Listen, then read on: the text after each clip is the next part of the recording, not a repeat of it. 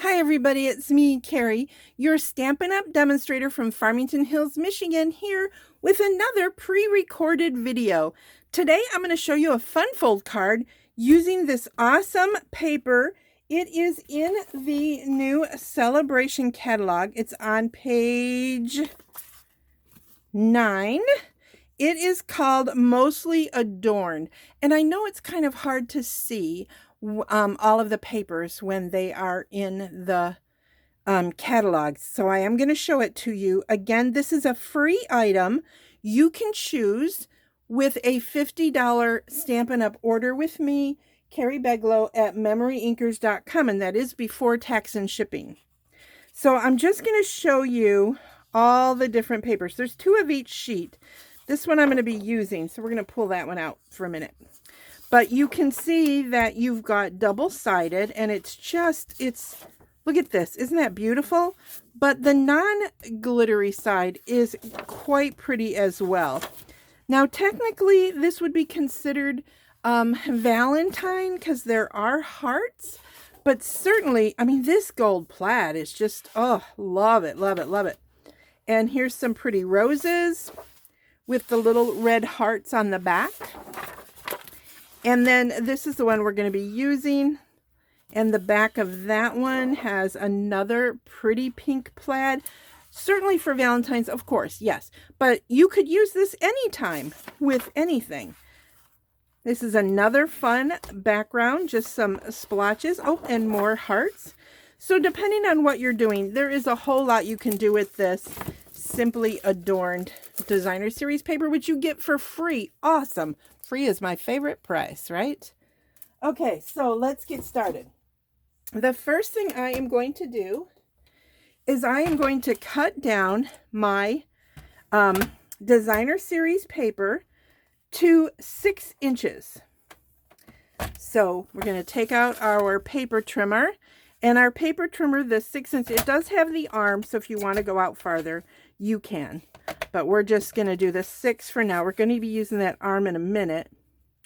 And there is the 6 inches. Now, don't push it all the way up, okay? Because that is not, oh, and I don't want 6 inches. I want 5 and a quarter inches. Sorry about that. I want 5 and a quarter inches. So we're going to go to 5 and a quarter. I almost really messed up there. Okay, so we're going to trim that off. And you see you have a whole nother awesome piece.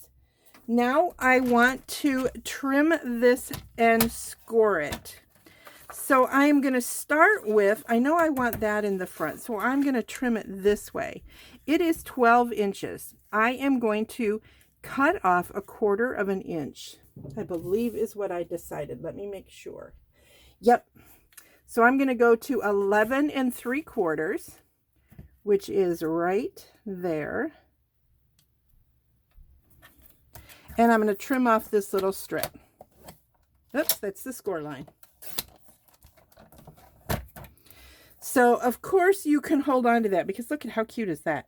It'd be very cute on the inside of a card, or the stripes, or the check, which is also really cute. Now, I'm going to turn it over this way, and I am going to score it at, now remember, this is the side I cut off. And let me tell you my thinking with this. I knew that this was going to end up being the front of the card, and I liked the way the gold ran all the way up. This one over here you can see it running up, but it wasn't on the piece that I cut off. So I am going to score this at 4 inches because I know I want that to be a 4-inch mark. Now this is DSP, so I'm scoring it back and forth, but I'm not putting a ton of pressure on it. Okay. Then I'm going to move over not to 8 inches, but to 7 7/8 inches. Okay, so there is that ready to go. And then I am going to fold it so that my 4 inch is going to be the front, and then fold this one this way. So it is the inside. Hold on, it's not folding right. And you want to make sure your edges line up. So that's why I'm taking my time to make sure that my points are even. Because no matter how good I trim, I don't know about you guys, but no matter how good I trim, I always feel like it's off just a little bit. So there we go. That is going to be my fun fold part of the card. And it is going to be attached to some real red cardstock. And I will be using a piece of white for the inside. Now I have another piece of real red that I want to emboss the sentiment in white on that.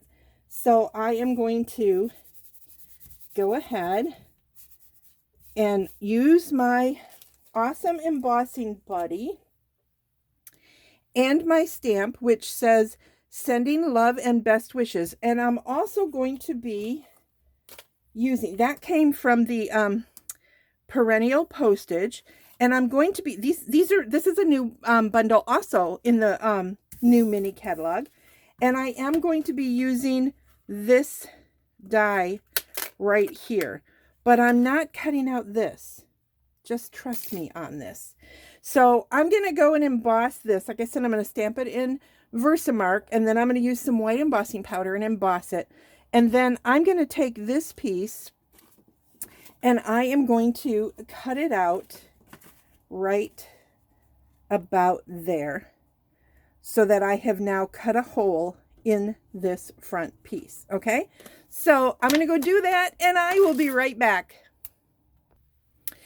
Okay, so I have everything done. I have embossed my sentiment with white embossing powder and I have cut out, look how cute that is. You don't want to throw that away either. I'm a keeper. And I love these postage dies. Now I could have cut this one out with the larger piece, but I decided not to do that. I wanted to just keep it square. And I'm also going to be using, this is so pretty. Look at this polka dotted ribbon. It's called Dotted Ribbon. It comes in real red and gold, and it is on the online exclusives. It is number one, hang on, got to read it better, 162353. It's $9. It's an online exclusive. Love it. If you like this side, it's not my thing, but it is kind of cool. Could make another different kind of a design. So we're going to be using some of this. Now, here's what I'm going to do. I am going to sit down and hope I stay in camera because you know how that can go. All right, I want my tear and tape and my regular, look how pretty the inside is. So pretty. That is where this piece comes in. Now, if you want to, you can stamp some more on the inside, put in a pretty sentiment. I would definitely just say when you make this card, we're going to tie it shut. Generally, if I make a card like this to use later, I do not tie it shut until I am ready, and I leave myself a lot of extra ribbon because, you know, once you untie it, it's like you can never tie it the same way again. Or maybe it's just me, which is a high probability. All right, so kind of want to get it centered in here. So holding this one up a little bit. I hope I've got it right. There we go.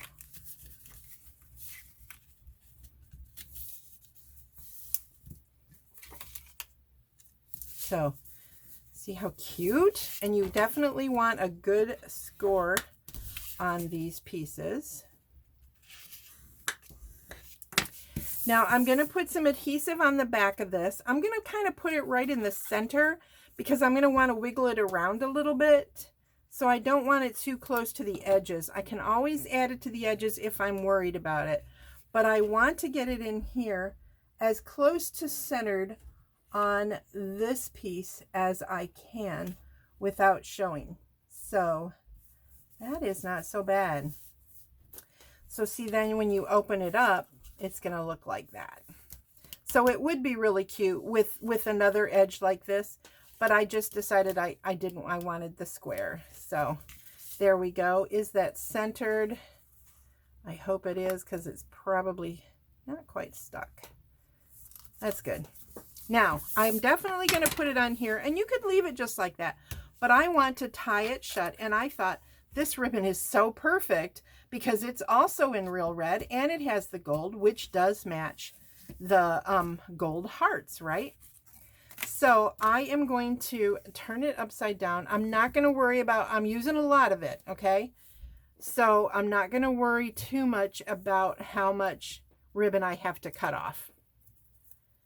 And I am going to put some tear and tape on there and burnish that really good because it's going to want to pull up those threads.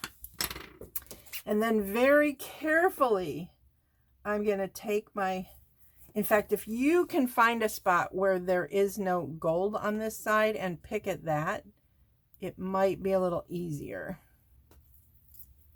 Hope that makes sense. There was less gold right there.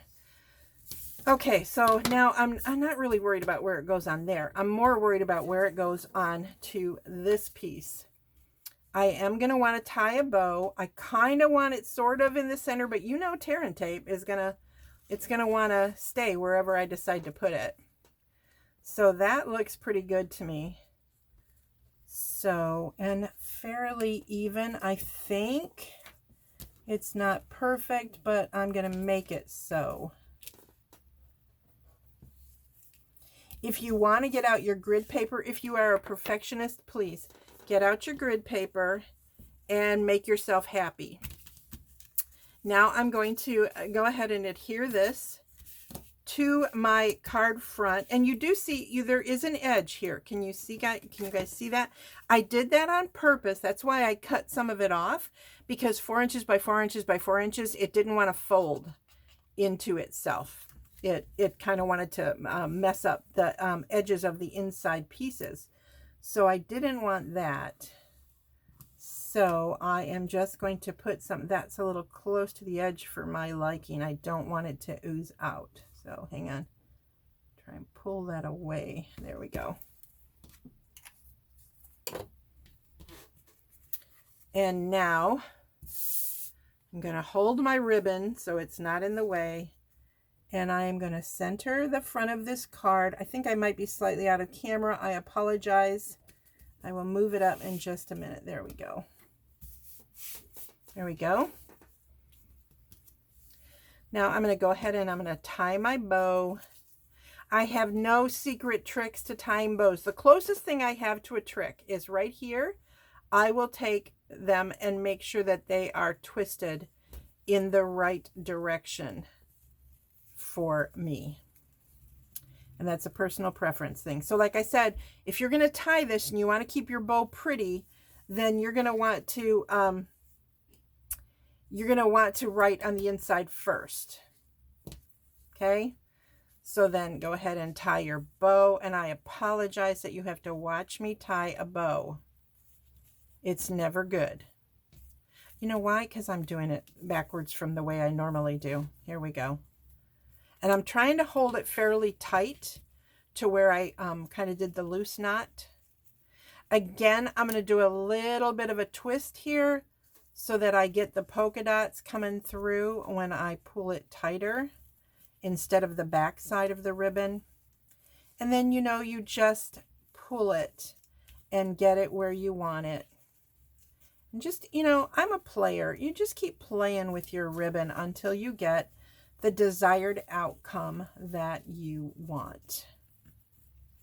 And to me, that is off center. So I'm going to see if I can move it over a little bit. I think I did. But there you go. And then you would trim off. I'm going to leave it because I do want to write on the inside. Then you would trim off. So I'm going to leave more than I normally would on here so that I can then retie it and trim it when I'm ready. But you get the idea of how much fun that is with the awesome fun fold. So now here's another one that I did, and I have already written on the inside. I did add a few gems right there. So because this one is not written in, I'm going to go ahead and untie it so you guys can see again how this fun fold works. So they would open it twice. So if you wanted to, you could put some more cardstock here if you have a lot to say. But there you go. That is the simple little fun fold for you guys today with this beautiful paper. Now this paper is that from, it's not, but it's also a celebration paper. And the inside of it looks like that, little sunshine. So these are both made with celebration items. And I hope you guys liked it. It's a pretty quick video, right? But it's a fun little fun fold that you can do with your designer series paper. I hope you liked it. I hope you'll follow me here on facebook.com/MemoryInkers. If you have any questions, you can post or comment below or email me at MemoryInkers@gmail.com. That is my Stampin' Up! Website for shopping. There will be a hostess code, so message me or something and I'll get you the new hostess code. But as I said, this is pre-recorded. So if you're watching me on YouTube and you want to ever see me live, now this is a pre-recorded video even for Facebook, but I only go live on Facebook, MemoryInkers.com, or at facebook.com/MemoryInkers. That is where I do lives. So have a blessed and wonderful day, you guys. I hope you find this a fun card. Bye.